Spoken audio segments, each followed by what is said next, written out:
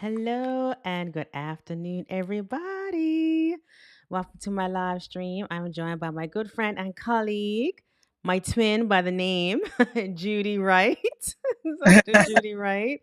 And Dr. Judy and I have known each other for a couple of years now. We're both physicians, both entrepreneurs, and we have a little group that we are connected with. And she is a family medicine physician and she is a stress management expert. She's an author of a book called Girl Get Your Life Off the Fault Line. Is that right? I'm like going off Yes, of memory. yes. And she also has a Instagram, LinkedIn presence, and she'll tell you all about that. But she basically helps healthcare professionals to reduce stress, manage stress, and she's all about wellness. And she's also a speaker.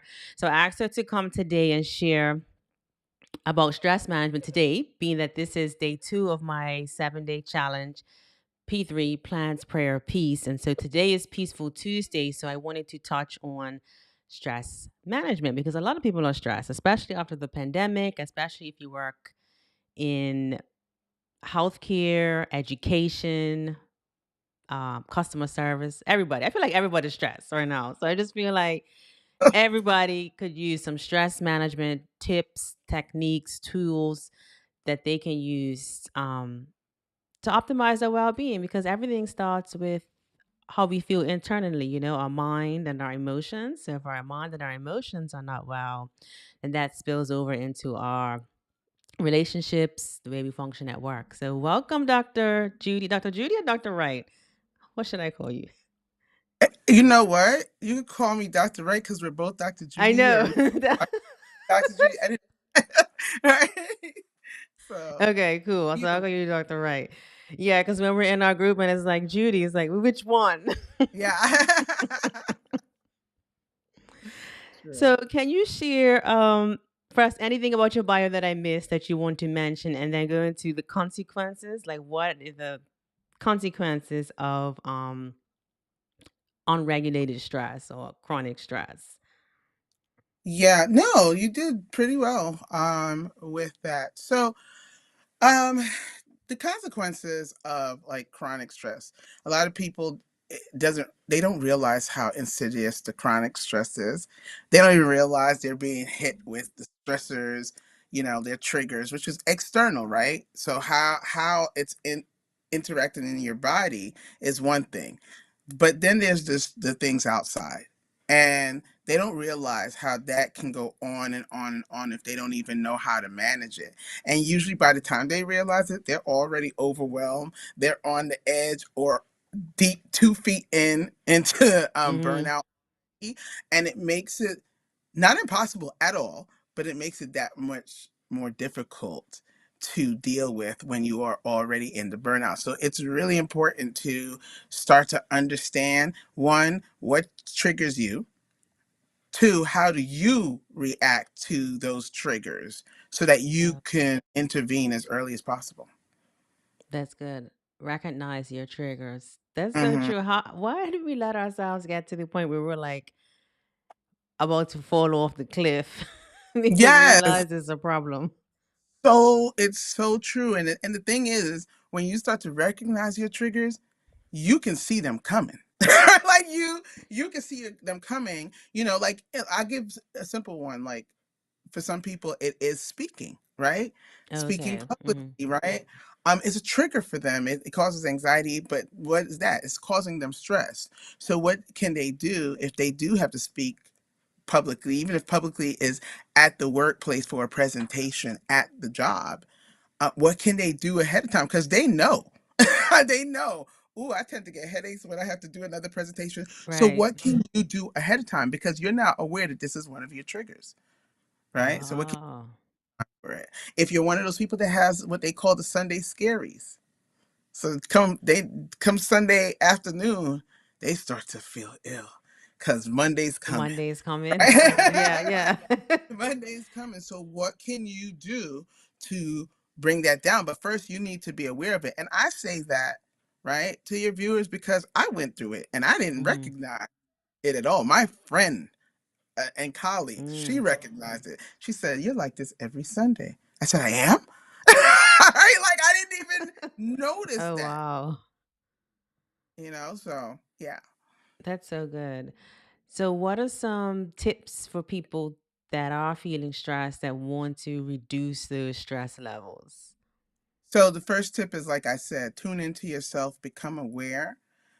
So really tune in, hone in on not only the stress trigger, but what are you feeling right now so that you can Mm-hmm. acknowledge something about it. The second thing that I talk to people about is mindfulness exercises, deep breathing, meditating, praying, going for a walk. I just spoke to someone. She prays while she goes for a walk in the morning. That's how she starts her That's so day, good. right? So doing that, tuning, powering down. And this is where you give yourself permission to intentionally rest and even disconnect Mm. from external pressure, right? And you're giving yourself the permission and give yourself grace, but you're giving yourself the permission to power down so that you can recharge and come back stronger. And then I talk about boundaries. Hey, that's so Please, important. boundaries. That's so Please important. get boundaries, but not only have them, really use them, maintain them, and make sure you honor them. Because if you are not respecting your own boundaries, nobody Mm. else is going to respect them. That's so good. When you mentioned about downtime, is that referring to like time in just like quiet, like meditation type of thing? Powering down is different for everybody, right? So if I'm going to use my power down time to be, say, every Sunday is my power down time. And how that looks, it could mean that I don't care anybody that wants to call me about work, or that's not my business. I'm not looking at an email. I'm not look right. But it could be I'm powering down my phone every evening at a certain time, Okay. right? And Mm. so you're allowing yourself to disconnect from the external world. It doesn't have to be every day. Okay. It doesn't have to be every week, but I will say make sure it's on your schedule. Make sure it's on your schedule so that you're holding your own feet to the responsibility of making. So if you're going to do it once a month, if you're going to do it once every Mm-hmm. 2 months, just make sure it's on your schedule. That's good. So powering down could look different for everybody. For somebody, it can maybe turning their phone off after a certain hour. Like I know Right. sometimes people in the nighttime they have like a wind down time, like at 9 o'clock or something like that, where their phone is like on do not disturb. Yeah. And I remember I was talking to you one day. We were talking about the power of fasting. And I said, when we were talking, and I said, not everybody is going to be able to do a Mm-hmm. fast food wise. It's something that I learned from a religious leader. So sometimes your fast may be a media fast. I know that could be difficult. Yeah. Oh yeah. Yeah. There's Right? different types of fast. Right, but there's different types of fasts, and that's your way of cleansing, powering Yeah. down, cleansing yourself, Mm-hmm. so that you, when you come back up, there's certain things that you've revealed to yourself Yeah. about what it is you want, right? So in this way, you're powering down so that you can come back stronger. Yeah, that's so necessary too. We have to take time to recharge because it makes us better at work, at Mhm. home, at church, like wherever we are. The more that we take time to just rest, recharge, reflect, rejuvenate, all of that stuff, we can Yeah, do what we do better instead of just trying to keep going, going, going, going nonstop. nonstop, and a lot of people do or have done Mm-hmm. that in the past.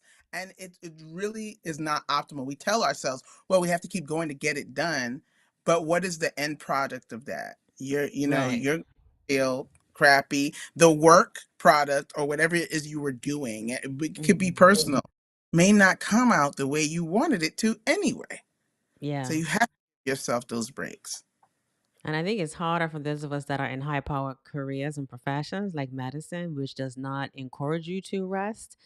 It encourages you to be perfect all the time, to function at like a 10 all the time, and to go, go, go all the time. I Go, remember go. feeling like in residency, if you took a day off, or if you like really were sick. Like there was one time I was sick and I got reprimanded. I felt bad for calling in sick that one day and they penalized me for it. So it's like we have to take an extra effort to like rest because I, the yes, I'm profession gonna is raise. like, no, you got to It's keep going. ridiculous, right?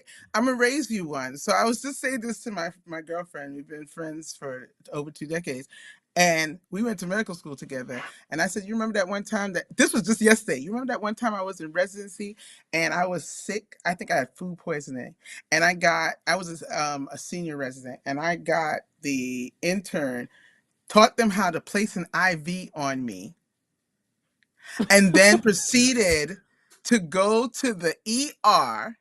To do histories and physicals. And not one patient looked at me and said, "You all right?"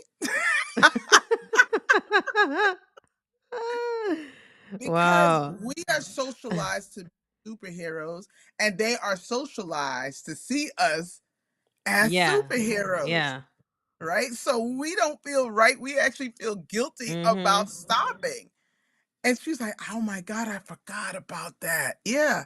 Yeah, Yeah. even when we're really sick, we feel pressure to go to work. I've been Yeah. working, it's been like 11 years since residency. I've never called in sick except the time I was in the hospital with COVID. And that was obvious because you had to quarantine. So you had to be out for 2 weeks. But I've never called out sick, like ever. I would go to work feeling horrible, smile on my face, and just keep pushing. And That's it's right. not good, is basically what I'm saying, because my body suffered. And finally, it was like, you need to Yeah. take a break. Yeah. Yeah, absolutely.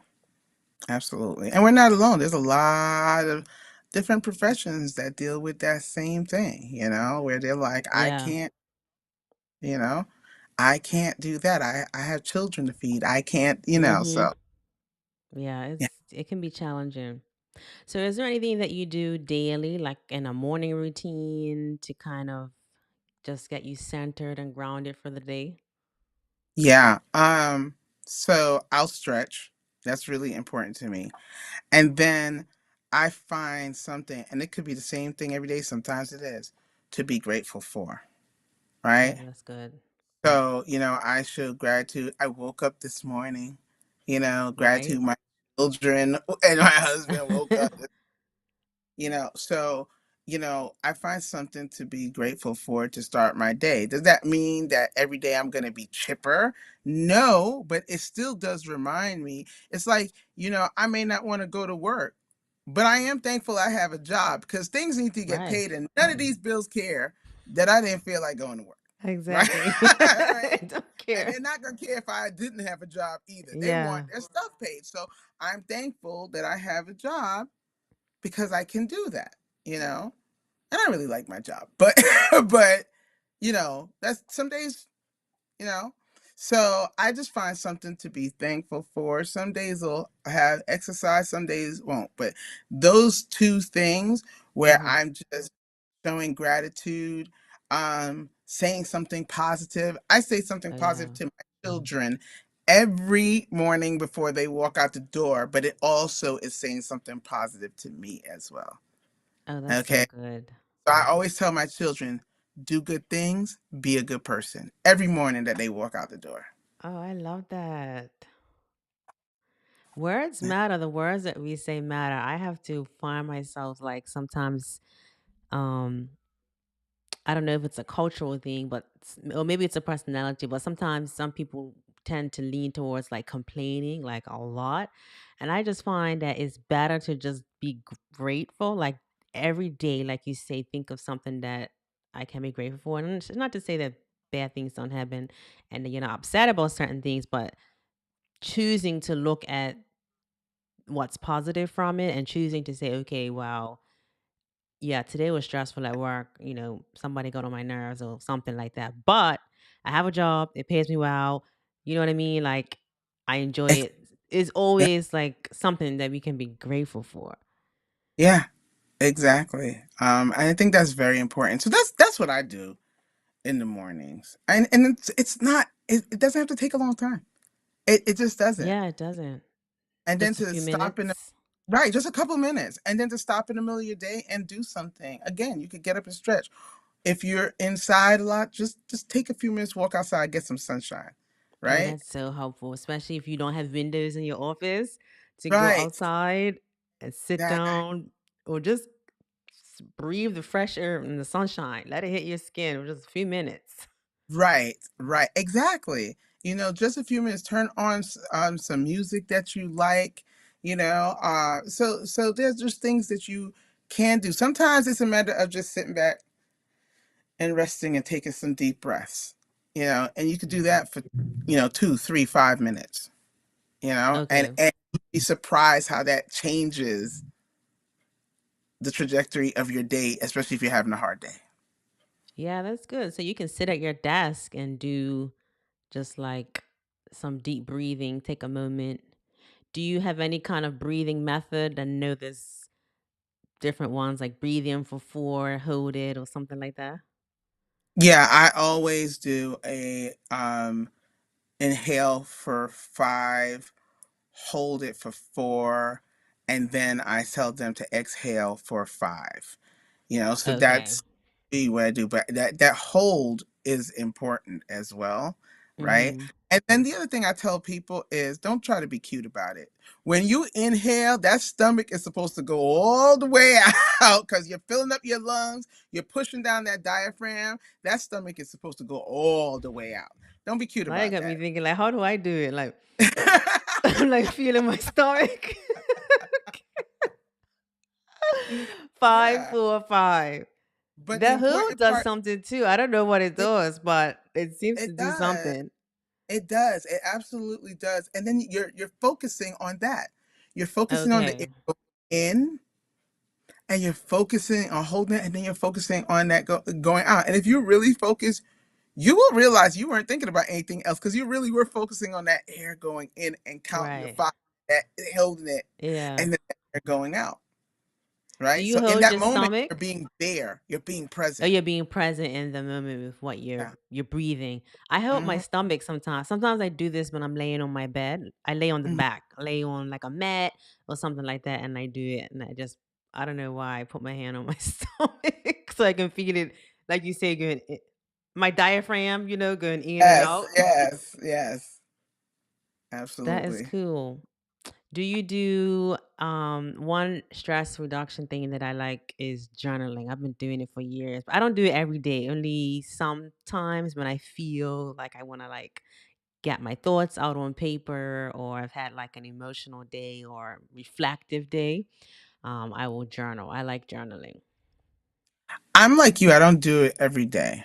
Um, I will journal if I have to get something out. I probably still have little things that's like a diary when people were little and they were mad at their parents about something. Yeah, yeah. I'll do that, but I'll also write down something that I'm grateful for too, and just memorialize it. Or I tell people, even if they don't write down that, if something good happened, write that down. Or if you had a win, write that down because hmm about we're really good about forgetting our wins, but Yeah, remembering our.